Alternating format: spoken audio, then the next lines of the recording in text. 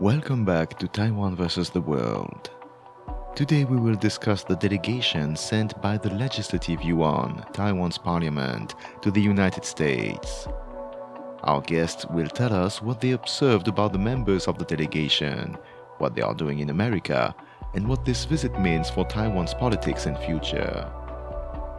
Then we will return to one of our favorite topics, city-to-city diplomacy, with someone who has conducted research on this trend in Taiwan. But first, let's begin with our interview.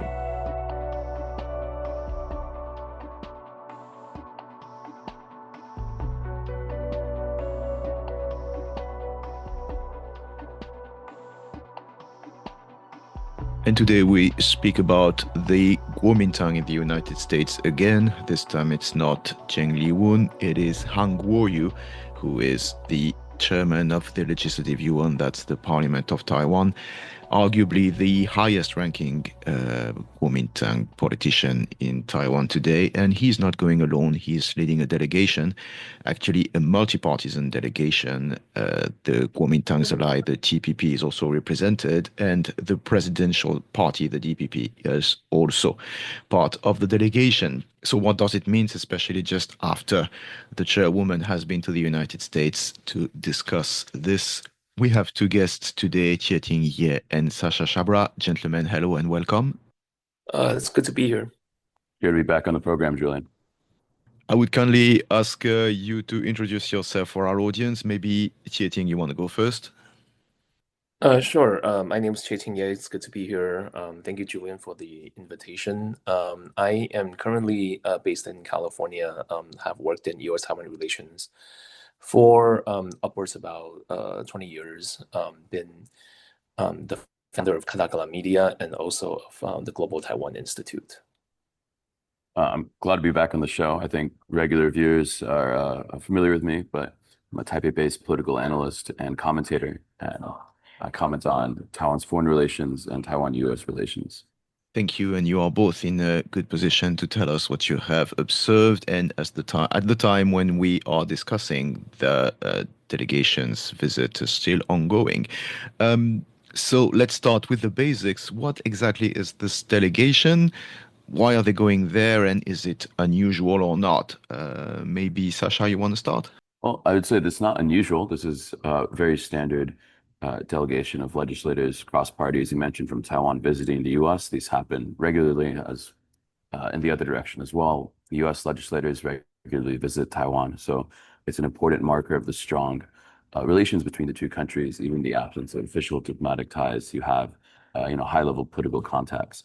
This specific visit, there's a lot of things we can look into it, right? We can look at it, as you mentioned, in the context of Zheng Li-wan's recent trip, which has been somewhat controversial, and how it was received in DC and in her other meetings with various diaspora groups in North America. But also there's a dimension to see if this is about Han Kuo-yu or is this about the KMT.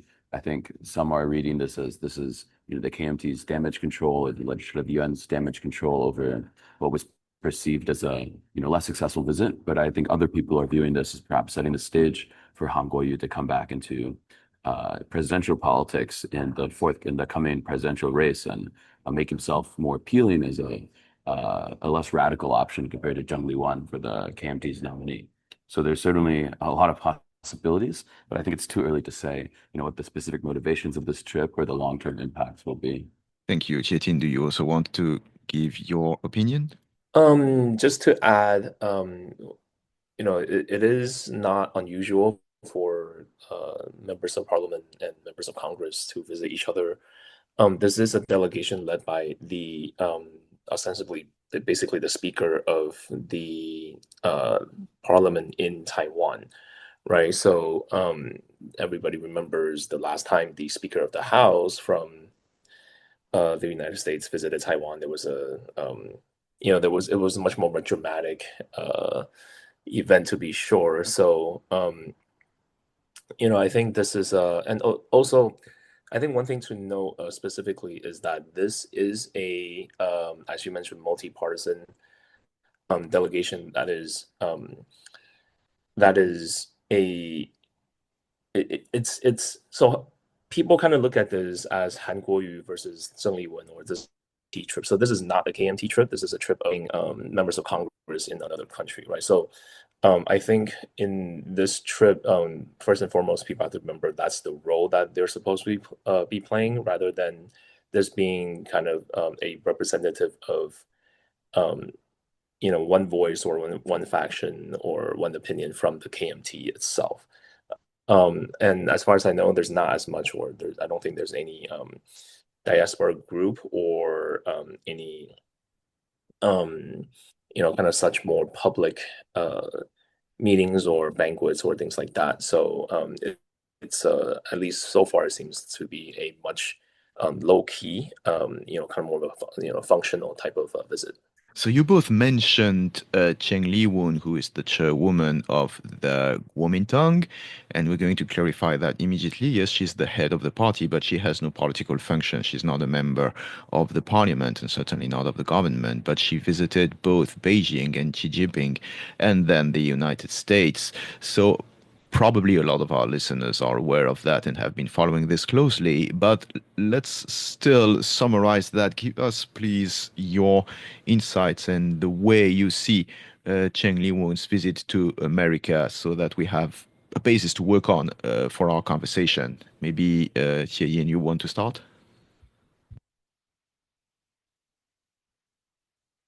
Sure. So as as I just said, it's first and foremost, these trips are not that comparable, right? But of course, I think just given the proximity in time, it is very hard not to kind of see the two, kind of compare and contrast, or kind of see the two in the same recent trend of U.S. Taiwan relations.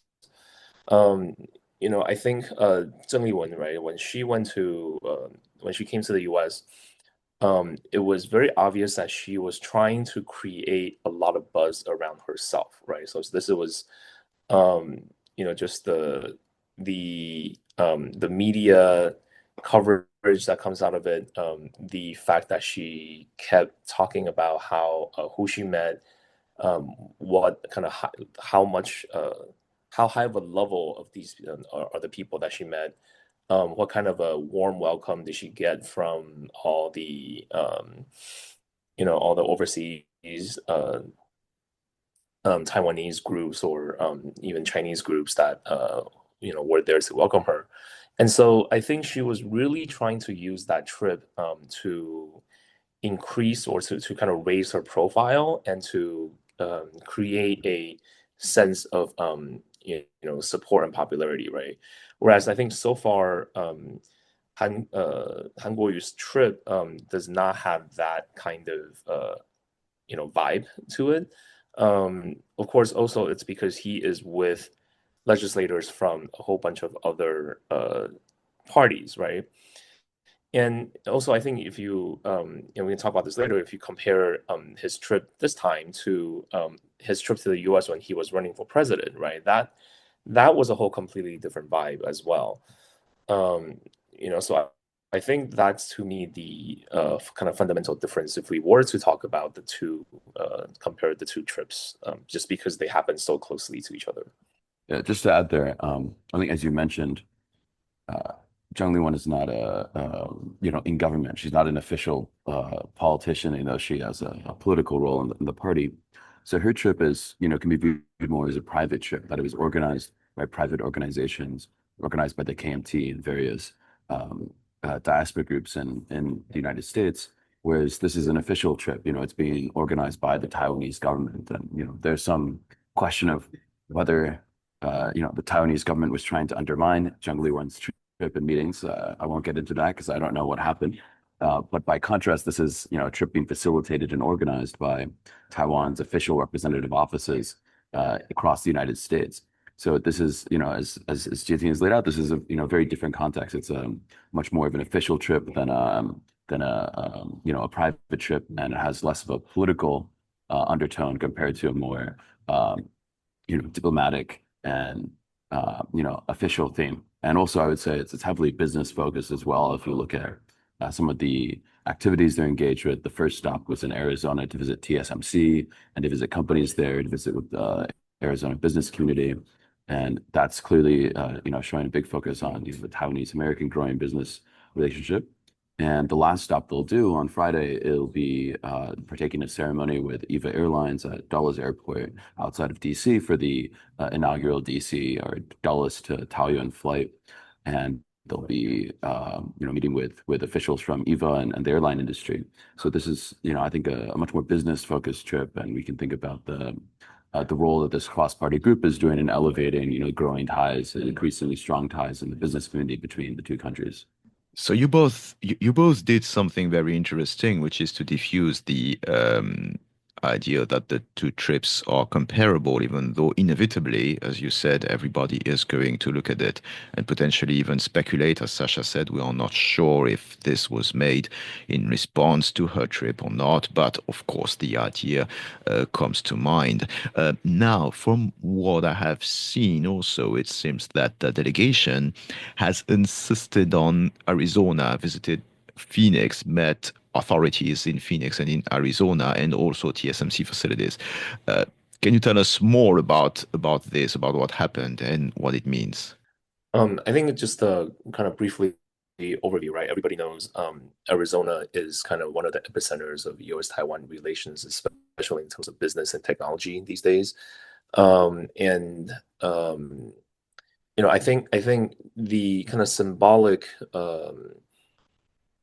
message, right, is to one, tell the people in Taiwan who are kind of skeptical of TSMC's expansion into the US and kind of see it in a little bit more of a light that is to kind of interpret that as a minus, right, as a negative for TSMC. I think the trip sends a message to kind of reassure these people that one, this project is supported at least in spirit, right, by all the different parties in Taiwan as a at the very least as a project that kind of that is the face of Taiwan, right? And I think it also sends a message to people in Taiwan, hey, we're here to kind of take a look at what is actually going on the ground to make sure that our interests, Taiwan's interests, are still being considered when this project is going forward in Arizona.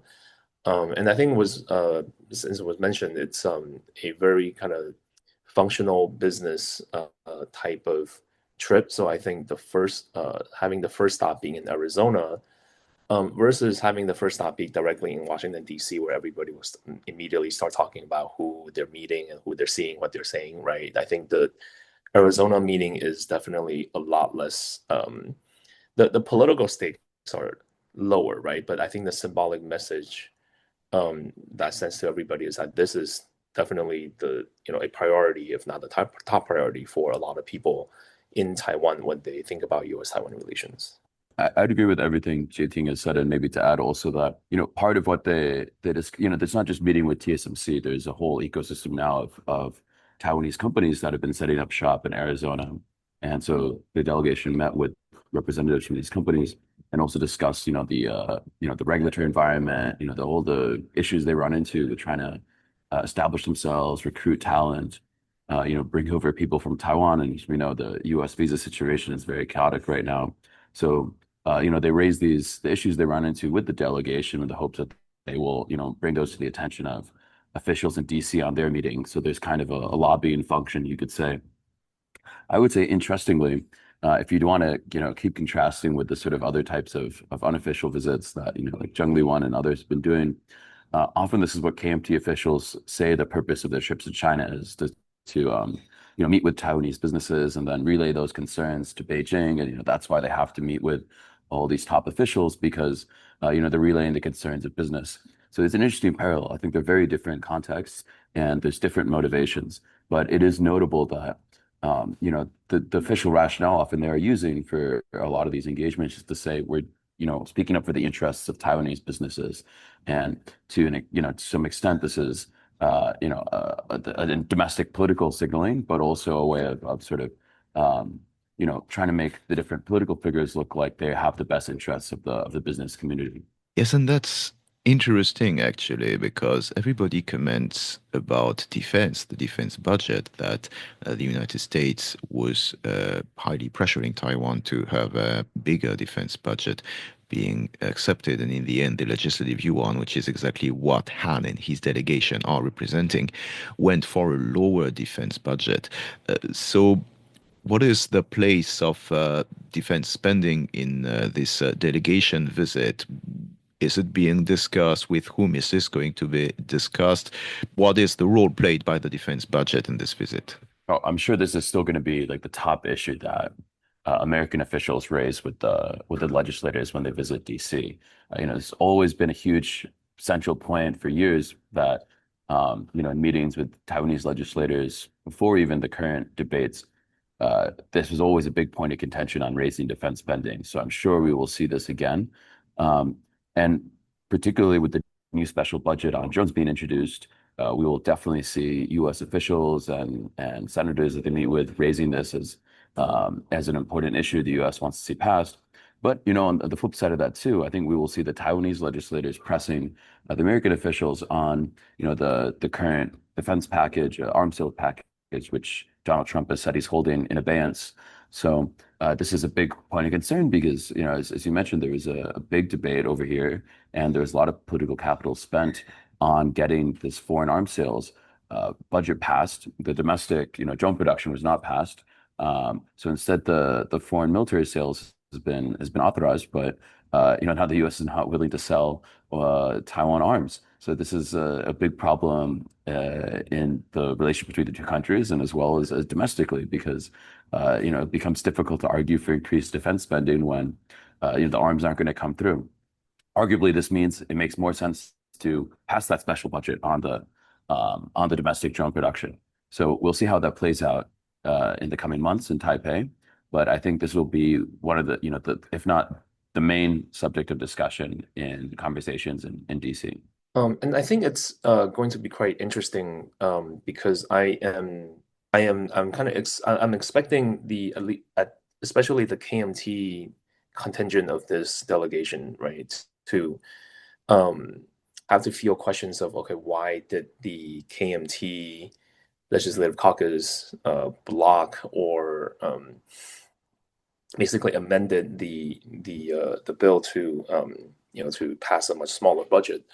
And I think what happened was um, their reasons for doing that, and kind of the argument that they're going to give in kind of defense of that is going to be rather different from Chairman Zheng Liwen's kind of line, right? So Chairman Zheng Liwen, I think the as legislators, I think they will have much of a better position to say something like, well, this is what the people want.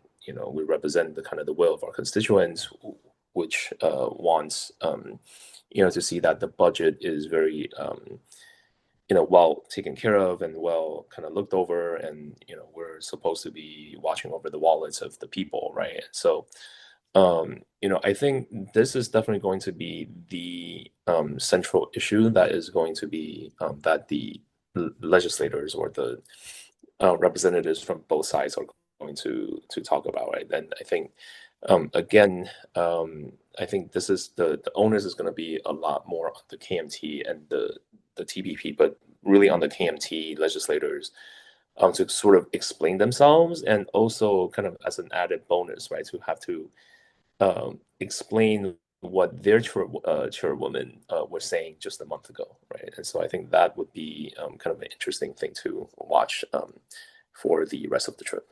I see. What do we know about the other people who are part of the delegation? Because, as I said, outside of Han Guoyu himself, I believe there are three Kuomintang members, three DPP member, and one TPP member. What can we say about the people who accompany him? Oh, I mean, as you mentioned, it's cross-party. So this has Han Guoyu, as stalwart of the KMT, and DPP members, including like Chen Guanting, who's on the complete opposite side of a lot of these questions of Han Guoyu. So I think we see this, there's certainly no ideological commonalities between members of the delegation, and it represents the diversity of of opinions and views in Taiwan's legislature. So, I mean, I don't think there's really much to say on that other than uh, uh, it's representing the divisions in the legislature, and perhaps this is what officials in DC will see, and having all these people in the room together. But in my experience, when they're doing these kinds of international engagements, they tend to get along quite well and tend to stick to more unifying messages. So I don't think we'll see any kind of embarrassing mishaps or fist fights breaking out as happens in the legislature itself. That's sort of how I would look at it.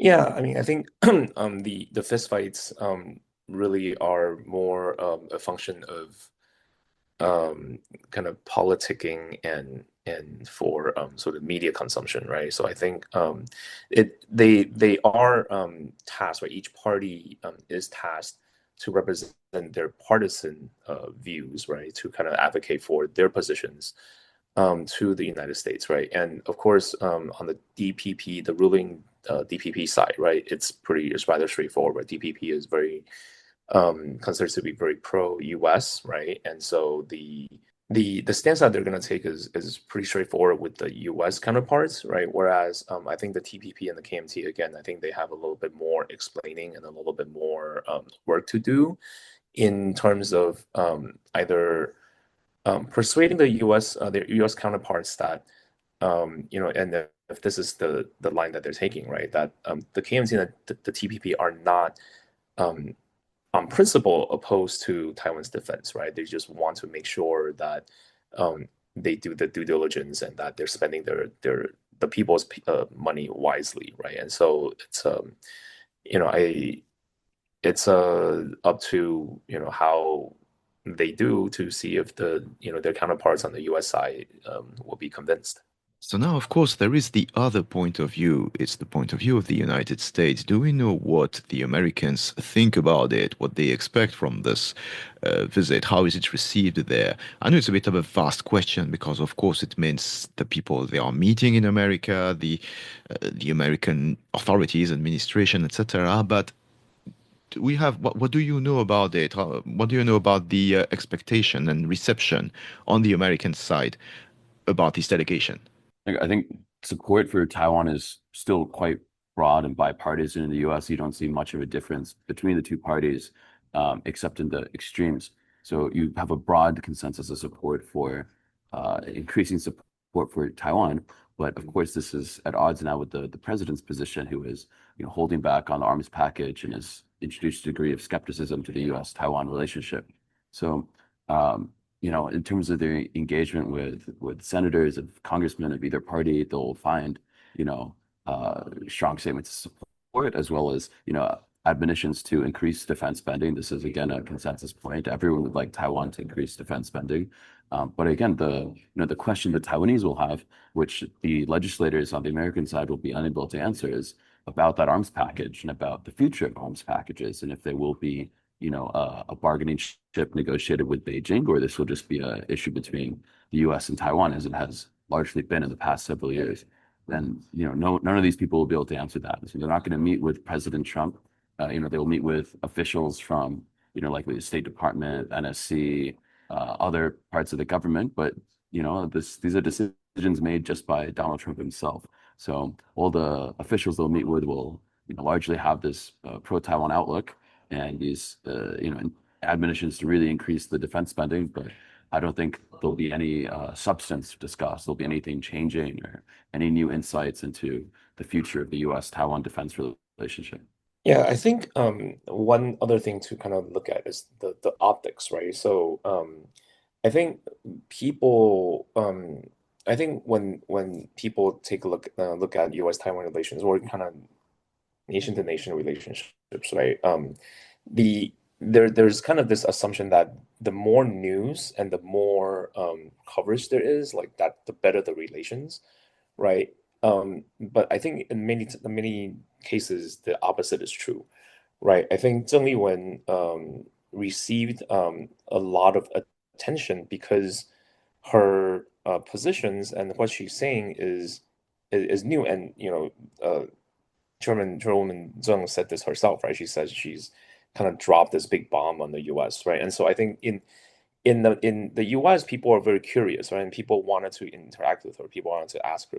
People wanted to grill her about her position. That is kind of a challenge to the status quo, right? Whereas I think again, this delegation Hangul is leading is much more of a functional and almost kind of a routine, much more of a routine part of the regular relationship between the two governments, right, and between the two bodies of representative power, right? And so, um, it's going to be the coverage is going to be a lot muted, right? And I think that's a good thing, right? Because what they're talking about is the things that people would expect them to talk about, and what they're going to come out of it is kind of what people expect, them to come out with, right? And so um, there's probably going to be less drama around it, but I think that in itself is proof that this is a much more of a stable and normal and routine relationship and interaction that is happening right now. So circling back to Taiwan and to the Kuomintang, again, this is the last in a series of events that makes the Kuomintang's stance on international affairs being increasingly difficult to understand when we see what the chairwoman does, what Han Kuo-yu does, what the party whip does. All of them are pulling in different directions. So, in general, what can we say about the Kuomintang? And let's try not to be partisan, just to really look at the facts, try to sort out what exactly is the Kuomintang's stance or stances, if there are, if we can identify several trends. Well, I don't think we can speak of a Kuomintang stance because there is so much division in the party, and we see this in the debate over the special defense budget. There were people who wanted to fully fund it. There were those who didn't want to fund anything. There were those who wanted all sorts of numbers in the middle, and they did settle at a number in the middle. But it is certainly they spare the divisions that are there. That being said, they do tend to vote quite unified as a bloc, and we don't see, a contingent of legislators who are in favor of really strong defense spending coming out and joining the DPP on backing their budget proposals. So they have a strong diversity of views, but they do tend to fall in line when it comes to voting. And the same applies for the TPP, which ostensibly is coalition partner, supposed to be like a kingmaker. You'd think they would be balancing a bit between the two parties to try to get their own agenda done, but they seem to really just be falling in line with the KMT positions on every issue and just voting alongside them. So this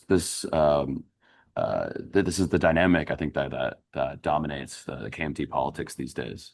Yeah, I think the KMT stance, right, for the last 20, perhaps even 30 years, is really centered around the idea of hedging, right, or to kind of give the KMT the benefit of the doubt, right? If you were to describe, if you were to try to really distill their position and in a good faith manner, right, that what they're trying to propose to the Taiwanese public is we are the KMT is the party of kind of moderate and trying to hedge between the US and China. We're trying to um, be kind of somewhere in the middle, somewhere in the neutral. We're not trying to anger China, nor are we trying to actively sabotage the relationship with the US, right? And so I think that is the central position that the KMT has at least tried to convince the Taiwanese voters. But that's the problem with such a position of kind of being in the middle, right? Because on every issue, on every specific issue, you need to the KMT needed to decide exactly, calibrate very carefully where it stands to have to be convincing enough to still be able to say, well, we are not really for either side, right? And the thing is, the KMT, that's the KMT stance because the strategy is they want to keep their hold on the more pro China or the more China friendly segment of the society while trying to win over more of the middle voters. Right? And so that's why they don't come out and just say, well, they're just very pro China, right? Until Chairwoman Zheng Liwen comes along, and then she is kind of just going around, going off, and then kind of singing the praises of Xi Jinping, right, and saying and kind of doubling down on the China friendly part of that really kind of balanced equation that the KMT is purportedly trying to be, right?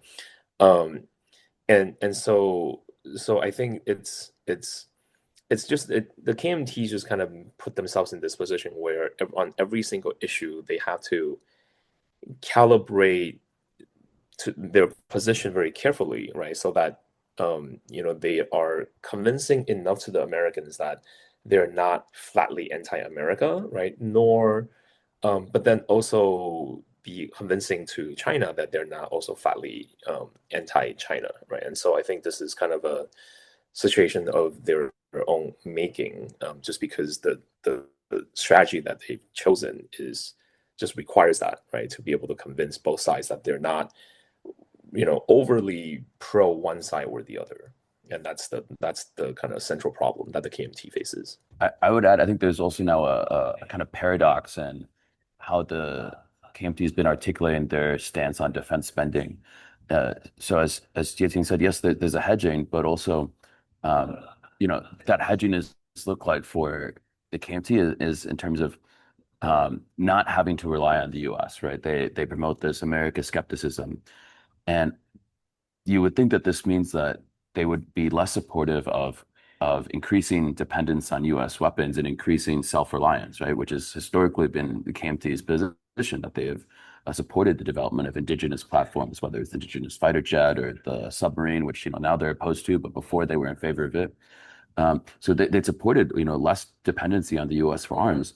So it's extremely ironic now that the sort of compromise position they came at on the special defense budget was to only support U.S. arms purchases and not to support domestic platforms, which is important for Taiwanese industry, which they claim to be a party that's doing a lot for Taiwanese industry, for increasing Taiwan's economic competitiveness. And now this is the lack of support for domestic drone production is going to threaten a lot of this drone industry, particularly around Taichung and other parts of central Taiwan. So, there's now a deep difficulty they're going to have in explaining to their voters and their constituents, what do they actually stand for and what are they doing for the people of Taiwan? Thank you. This is very interesting, and we have just like 4 minutes. Let's conclude with talking about the junior partner in the delegation, the TPP. Briefly, do we know where they stand in all of this? I don't know, and I don't know if they know where they stand in all of this. I think their default position is to go with the KMT. So, I mean, we'll see. That sums agree up what 100%. everybody tells me, yes. Do not think the TPP knows what they stand for. Yeah. Yes, this seems to be like, sadly, where we don't want to be partisan, but what we observe and what everybody who's looking at it is saying is that we are not sure exactly where this party stand for, apart from just hating the president and somehow at the same time follow the Kuomintang and secretly wish that they could just delete them and destroy them and replace them, pretty much. I said it, but like sadly, this is just what I'm seeing when I am looking at into all this. Yes. All right, Sasha and Chieh-ting, thank you so much for your insights. Thank you for being with us and wishing you all the best. Thank you so much. Thanks for having us on.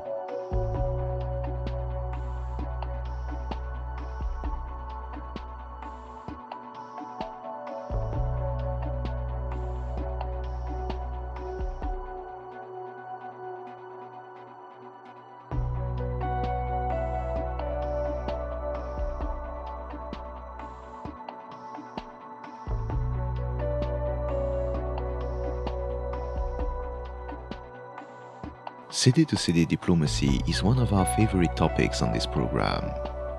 It is rising in importance as an alternative way to conduct foreign affairs, and Taiwan is at the forefront of this trend. We had the opportunity to speak with someone who came to Taiwan to investigate how city-to-city diplomacy is conducted here. My name is Xander Venter. I'm a South African researcher living in Taiwan, and I'm currently writing my master's degree thesis And I'm exploring different themes specifically relating to Taiwanese global engagement as it pertains through city diplomacy and exactly the kind of institutional conditions that allow this engagement to take place. Xander conducted research in several cities across the island. We spoke with him about what he found. For city-to-city diplomacy, this is usually a form of para-diplomacy. So para-diplomacy is not necessarily state-to-state diplomacy, but it specifically relies on subnational entities engaging with each other. In the case of Taiwan, I believe it's one of the more fascinating aspects of its diplomatic toolkit, if you would allow me to say so. Specifically because Taiwan is so constrained diplomatically by China and by the United Nations specifically, it has to rely on other measures to engage with the world. So city-to-city diplomacy is one of the tools that it uses to bypass this constraint. And specifically Taiwanese cities, I'm looking at cities like Kaohsiung, Taoyuan, and Taipei, those three specifically.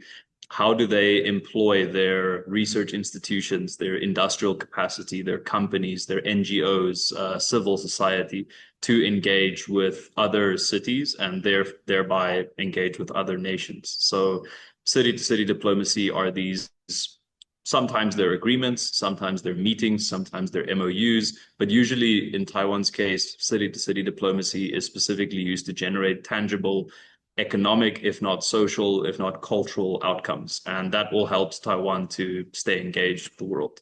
So what kind of examples have you observed in Taiwan?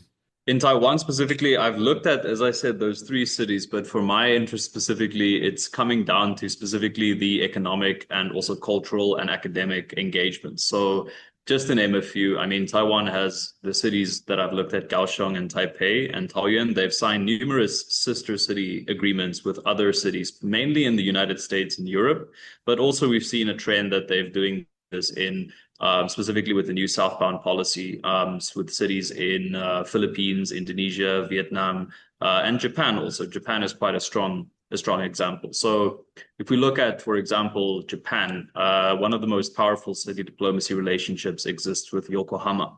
And Yokohama is a very important port city in Japan. And for example, Kaohsiung has got an active agreement with them.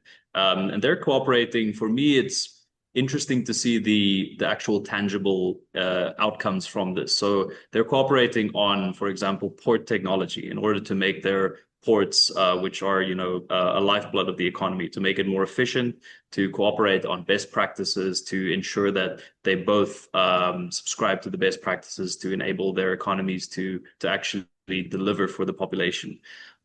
Economics aside, I mean, you have, companies that are engaging with each other.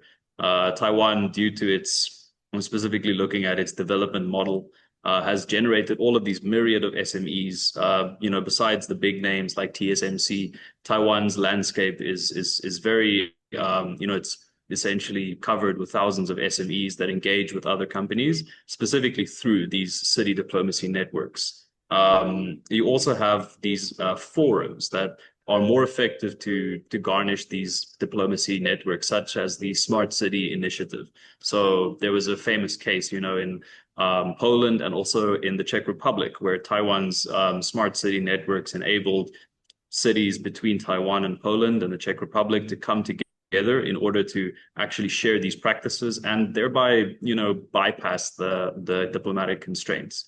Other examples, which I'm also very interested in, is the educational exchanges. So people think that, universities cooperating with each other is not really formal diplomacy, but I think it's quite an underrated tool because thereby you're effectively nurturing the next generation of relations between countries if private citizens can, cooperate with each other across borders. And, you don't know if they're going to become politicians or NGO leaders or business leaders one day. And these kind of examples stand out to me as effective diplomacy, not just ministers coming together, but people coming together. Excellent. Can you also tell us what kind of limits there are to city diplomacy? Some specifically in Taiwan, some obstacles, some things that simply cannot be done. Yeah. So there are definitely certain limits. I mean, obviously, Taiwan is heavily watched by China. I mean, China wishes to diplomatically isolate Taiwan. So Taiwan has, since the early 1970s, had to rely on, I would say, more creative measures to overcome these obstacles. Certain things like, cities cannot necessarily sign agreements with national entities. It cannot necessarily have a, Kaohsiung, France agreement or Kaohsiung, Germany agreement. It has to specifically go through, track 1 and 1.5 diplomatic networks in order to bypass these obstacles. So a lot of the times, anything to do with recognizing Taiwan as a country is a big no for other partners to engage in. And I don't think that's necessarily what Taiwan wants. Taiwan is specifically focused on outcomes, which for me is quite interesting to have. Naturally, you have some people trying to push the recognition, but that's not what my research is about. Yeah. I see. What is the thing that has impressed you the most during your research? That's a difficult question to answer, but I can probably surmise with saying that in Taiwan, I think the impressive thing for most people is, the obvious things, TSMC, Taiwan's technological, all those things. I think that is certainly something to focus on. But for me specifically, as a person from a developing country, from South Africa, I think the most important and underrated thing in Taiwan, if I'm speaking sincerely, is their development model. The model that they followed, that they continue to follow, that they continue to adapt. I think that's probably the most valuable thing for any country. Even above the city-to-city networks, these networks are maintained by a certain, I call it institutional competence, a certain competence from the state, from their academia, from their industry, from their NGOs, but they're not working separately. It's a deliberate coordination between these aspects that enable this engagement to take place. Other countries like South Africa, for example, or even European examples, it's a lot of isolated actors, perhaps in national governments, the foreign affairs department, they're working, as separate entities. But in Taiwan, if these departments and these people don't combine their strengths, they're not going to get anywhere. So you could argue that it is a result of their diplomatic constraint, which it is. But for me, it's an interesting and deliberate example of essentially a government and a people taking charge of their future, not to make it too idealistic, but it's a deliberate design for me. And I feel like this design and this model is one of the things that Taiwan maybe can export to the world, but also what other people can learn from Taiwan. So, all the fancy things are great, but they're a byproduct of a deliberate institutional design. And that's for me the most fascinating. Yeah. Thanks a lot. Now, can you tell us what you think could be done to help the process to foster city-to-city diplomacy, both in Taiwan and in other countries? I would say specifically for me as a South African, I come from the Western Cape province. And I mean, for me, obviously, I want to help my own home country. And I feel one of the things that I can do is to, one, learn from, I guess, the experts. And here in Taiwan, the city-to-city diplomacy is it's quite mature. Other examples are in Poland also that are very, their constitution allows it. And I think that's wonderful. But the key thing would be in all my research that I've learned is the relational or the importance of relationships, not just professional relationships, but relationships cultivated at a non-government level between university professors, between NGO leaders, between just private individuals wanting to do more to help their societies. We tend to think that it's always the job of politicians to do this. I disagree. I think it's anyone who has an idea on how to advance their society, on how to provide tangible benefits to people is an active role player in this. So whether you're interested in, academic cooperation, whether you're interested in environmental affairs, whether you're interested in infrastructure development, I feel like, me being in Taiwan, I'm a bit biased in saying that I've learned a lot here, but anyone can learn from their, the country that they're in. Get involved. I would just say that to people, just get involved in any organization that you can and try to learn from other countries, how they're doing it. And through that learning, you eventually get in contact with people that you would have never met. And whether you like it or not, that is essentially diplomacy. So it can start small, but it can really, grow into something meaningful. And Xander's conclusion is especially interesting. I think in my own research, I'm researching the mechanics of the how. But the big reason for that is also, I'm not going to make a secret. I mean, I want to foster it in my own career one day. I'm trying to strengthen the institutional partnerships between South African institutions, its research institutions, its businesses, as well as the world at large, specifically here in Southeast Asia. So I would just say that, it's important to study the frameworks that have worked. I'm studying currently, places like Korea, Singapore, and Japan, Korea, Singapore, and Taiwan. But Taiwan for me is different in a way that it's not relying on a few key big businesses or players, but it's bringing together a whole host of institutions. And again, that model for me is probably the most interesting thing to study and also to adapt. It's not something you can just copy paste, but it's definitely something people can learn from, especially in the developing world.